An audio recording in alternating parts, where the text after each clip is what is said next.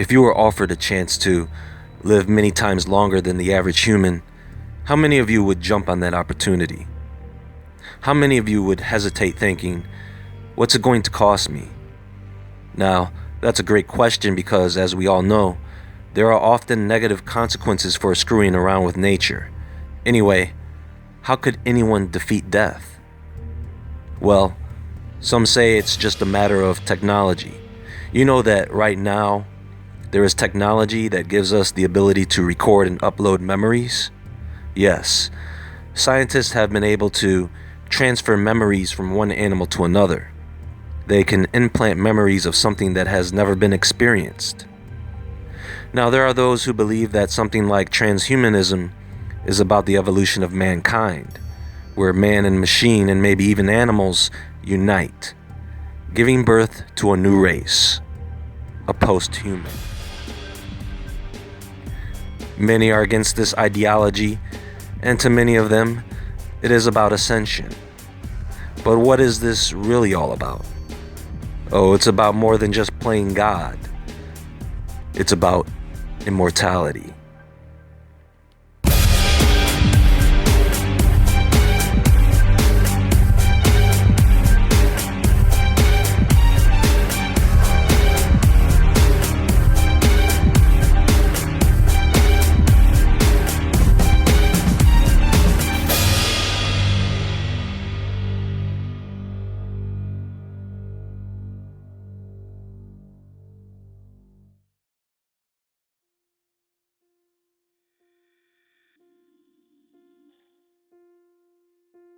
Oh, time.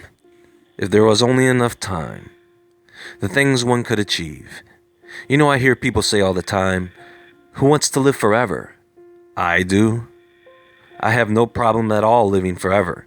I don't know what it is. Maybe we all need to shift thoughts and focus on everlasting life instead of everlasting death, right? Now, I happen to believe that yes, the human body does seem to be designed to go on and on. But I also understand that we have inherited something called death. This is something that has been passed down to all of us. It is in our genes, a disease to which several individuals have desperately sought to cure. Is there some sort of cap on our lifespan? There are actually quite a few individuals who have verifiably made it past 110 years old, just in the past few decades. I believe Jeanne Calment still holds the #1 spot at 122 years of age. The majority of centurions are females in the United States and Japan, although there are unverified claims of a couple of men, one from Indonesia, who died at the supposed age of 146, and another man in Ethiopia, who some say may be as old as 160 years. Now, if we keep in mind that what has been verified and what may be possible, middle age should be around 60 to 70 years, which indicates that many of us are actually dying at middle age. I mean, should we base our lifespan on what age the majority of people die? Or should we base it upon how long the human body can actually run? I guess that's why they call it life expectancy. One of the ways science wants to gain more control over this is by manufacturing replacement parts. You see, it's illegal to buy or sell human organs, so they are completely dependent upon donors. But if you can grow human organs, let's say in a pig, now that's different. Not only would it be legal, but interested parties could make millions. They would just have to make sure everybody's organs start failing more often. Aside from the ethics of all this, one of the major problems here is that the body attacks organs that have someone else's DNA. Now they want people to pay for organs that come from a pig man? How is someone's body going to react to that? Now they say they are going to solve the problem of someone's body rejecting these organs. Yeah, right. That's going to come in the form of a pill. How can they do this? Well, what laboratories will do is they will always provide the public with the reasoning that it's okay to do this obviously insane and unethical thing for the sake of humanity. And people buy it every time. Hook, line, and sinker. Every time. Now, they could have done this behind closed doors, but this was made public to get you all familiar and used to the idea, because you're going to have to accept this in order for them to go to the next step and make that public, which is human cloning. I mean, why replace organs when you can just jump into a new body? If you don't think they can do it, they have already made public that they have been able to transplant memories from rats to mice, and they have clearly demonstrated that they can clone animals. But before we get to that point in time, you're going to see a lot more genetically modified humans. They have already successfully bred a human boy with the DNA of 3 people. Along with this technology, parents will be able to choose certain characteristics of their child, such as eye color. Tampering with human genetics is one way to address the problem of mortality. Electronic and mechanical technology is another. So right now, we are headed into what's known as a cyberpunk type of era. This is where you combine low quality of life with advanced technologies. Biohacking has become a popular transhumanistic trend, exciting a group of people who engage in body augmentation, known as grinders, such as Neil Harbinson, who attached an antenna to his skull that would allow him to see color. People have been known to self-implant small portable devices, magnets, lights, homemade RFID chips beneath the skin in their bodies. Little do they know that these technologies can be used just as effectively outside the body. Now, of course, you can get an RFID implant from a professional, but there is a very clear line between an add-on or corrective device, like a pair of glasses or implanted hearing aid, and an enhancement device that is implanted because you don't want to have to use a key to get into your house or vehicle. Some of the more useful advanced technology includes prosthetics. Now, it is quite awesome that amputees may be able to benefit from having access to cybernetic limbs that have microprocessors, allowing them to have a sense of touch. But even if a person is in need of an arm or leg, it does seem a bit affected for us to start walking around like cyborgs from the future. You think someone would want something that looked human? Nope, not in this day and age. I also can't say that I agree with the idea of people voluntarily amputating limbs to test these technologies. You know, some of the tech that is being engineered is quite interesting. For example, how about being able to use your computer with only using your mind, and maybe a few hand movements depending on the technology, through a brain-computer interface, or BCI, like the BrainGate study at Stanford University, where technology is being developed to allow the user to type on a digital keyboard with their mind, which could be useful to someone who is perhaps a paraplegic. Pretty cool, right? What is not cool is companies like Facebook developing technology that is intended to just literally read your mind. They are developing optical systems that can scan your brain 100 times per second, as well as technology that will allow you to hear with your skin. This technology is genius, but it is also scary. How about superhuman strength? I'm sure hard laborers would be interested to see what's in development. How about getting your hands on one of NASA's robo-gloves for super grip? Or strap on one of the broadly engineered exoskeleton suits? Or you could just wait till they are finished perfecting artificial muscles, like the ones being developed at MIT and Harvard, that could now be used to create soft robots with super strength. What do you all think about people being able to fly to the next closest city, not in an airplane, but as the airplane? How many of you know about the Jetman out of Dubai? This is not new technology, folks, and it is a clear demonstration that much of what is known to be science fiction are just ideas for the future.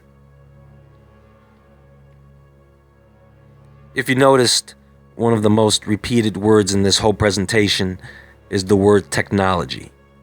We as human beings are obviously not meant to live our lives in a primal state. In other words, We were created to live above and beyond the confines of the animal kingdom, because in essence, we are not animals. I understand that people eat animals, they live with them, keep them as pets, essentially making them part of the family. They hunt them, they sleep with them, they marry them. Some people even want to be them. Look at this image and tell me that history is not repeating itself. Now, thanks to augmented reality through media devices, people can live out their dream as a character from Zoobilee Zoo. Yeah, it's cute now until people start actually walking around like this in public, like it's normal. Do we really want people to have to start fighting for trans animal rights? Do we really want people to have to start fighting for genetically modified human rights? Do we really want people to have to fight for cyborg rights? I mean augmented human rights? Clone rights? I know all that sounds a bit absurd, but truth is stranger than fiction, and I guarantee that the reality of this will be far stranger than you could imagine. How many of you remember Cat Lady, the woman from Norway, who claimed she was a cat trapped in a human's body? Or what about Goat Man, the sexless alien? Throw in one of those men who lives as a dog, add on Dragon Man, and you've got yourself a pretty good superhero team. Or a very poor and strange one. At the end of the day, all this is cosmetic. And it's not the end of the world. I don't think it's a good idea, however, to voluntarily augment your body where there is no need. I don't really have an issue with cybernetic enhancements that you can wear and remove as a tool when needed. But I do draw the line when installing and implanting man-made technologies into my body.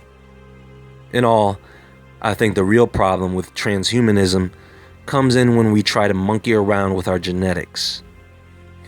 You know, one of the major differences between us and animals is that we can willingly and freely walk outside the confines of what makes us human. Animals cannot.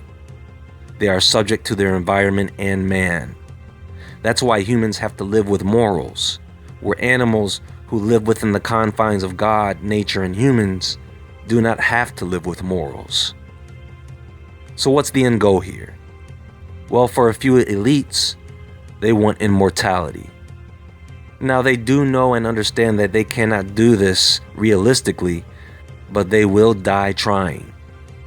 Some people, they want liberation from God, and some want liberation just from being human. So being a post-human in this world, those beings will just have to deal with being stuck living with the rest of us regular humans. It's funny, I can really foresee some advanced human cyborg making fun of someone because they're not upgraded. I mean, that's what people do now with electronics and everything else. Look at cell phones. What's going to happen when you take those technologies and install them into someone? Yeah, I'm talking about cyborg snobs and bullies. Some of this new technology is cool, and some of it is not. And I know that some of you would like to stop a lot of what's going on. The sad part, folks, is as much as people don't want to admit it, this has to happen. This is something that has to run its course because it must grow to fail. It is a lesson that we must learn as a species in order that we can succeed in the future. It's like a prophecy. These things are scary. I don't believe things will be forced upon us, but extremely imposed upon us. The RFID microchipping is beginning to take hold, but its weakness is its creation, and it will go away and something new will replace it. I mean, why hand out RFID chips when you have an AI system that can recognize a person from the back of their head from space? RFID chips, it's not even a good idea. They have moved past that already. They are on to more efficient methods for carrying out such a diabolical plan.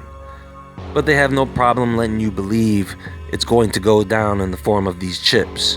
And I caution everyone, be very careful of what they propagate. Because it's not the chip, it's the laws that will be created as a result of chipping. Watch. Transhumanism, the artificial evolution of mankind? Or is it? What about ascension? This is also a form of transhumanism. Although a natural form of it, it is still evolution of a species, folks. We shifted into the new age years ago. Where is this transformation happening? It sure as hell isn't happening mentally. People are nuttier than ever. I also understand that I am not going to turn into some crystal light being. We are already living quartz crystal. Our bodies already do what they are supposed to do. The human body doesn't need an upgrade. It was designed correctly the first time. The only thing man can do is screw it up. I think some of us need to stop looking at the stars as if the heavens is the place we were meant to be, and be grateful that we were given these perfectly designed bodies to live out our lives in such a beautiful place we were designed to live in.